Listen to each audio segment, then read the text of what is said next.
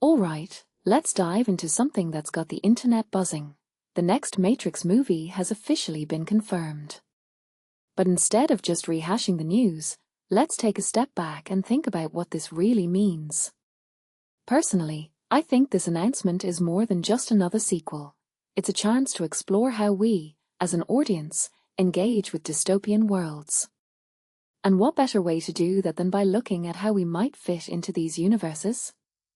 I mean, who hasn't wondered if they'd survive in the Matrix, or Dune, or even the wasteland of Mad Max? Here's the thing, these sci-fi worlds aren't just entertainment, they're mirrors. They reflect our fears, our hopes, and our instincts. Take the Matrix, for example. It's a world where reality itself is a lie, and survival depends on questioning everything. What makes this really interesting is how it contrasts with a world like Dune, where survival is about understanding and manipulating political systems. In my opinion, the Matrix rewards curiosity and rebellion, while Dune rewards patience and discipline. If you take a step back and think about it, these worlds aren't just testing your physical survival skills, they're testing your mindset. Now, let's talk about the quiz that's been making the rounds. You know, the one that tells you which sci-fi world you'd survive in. One thing that immediately stands out is how it forces you to confront your instincts. For instance, when it asks, what resource do you guard most fiercely?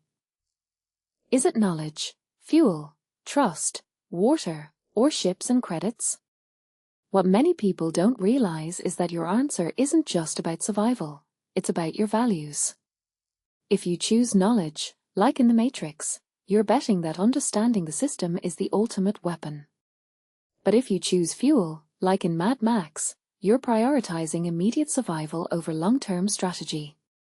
What this really suggests is that these worlds aren't just random settings, they're tailored to specific types of survivors. A detail I find fascinating is how the quiz highlights the psychological aspect of survival. For example, in Blade Runner, the world is morally ambiguous, and survival depends on your ability to navigate grey areas without losing yourself. From my perspective, this is where the quiz gets really insightful. It's not just asking what you do, it's asking who you are. This raises a deeper question. Why are we so drawn to these dystopian worlds? Personally, I think it's because they challenge us to imagine our limits. They force us to ask, what would I do if everything I knew was a lie? Or how far would I go to protect what matters? These aren't just hypothetical questions, they're reflections of our own fears and aspirations. Now, let's circle back to the Matrix sequel. What makes this really interesting is how it fits into the broader trend of revisiting classic sci-fi franchises. In my opinion, Hollywood isn't just cashing in on nostalgia, it's responding to our collective need to re-examine these worlds in light of today's challenges. The original Matrix was a commentary on technology, control, and what it means to be human. What this new movie could do, and what I'm really hoping it does, is push those themes even further. If you think about it, the Matrix is more relevant now than ever.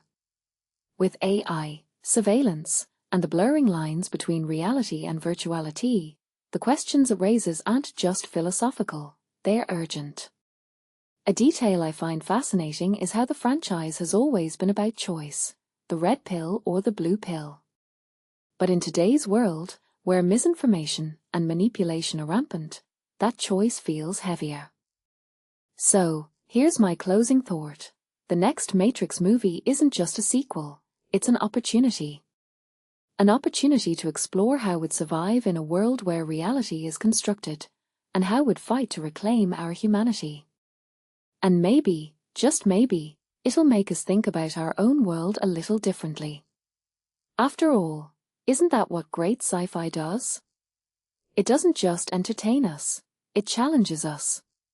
So, which world would you survive in? And more importantly, what does that say about you?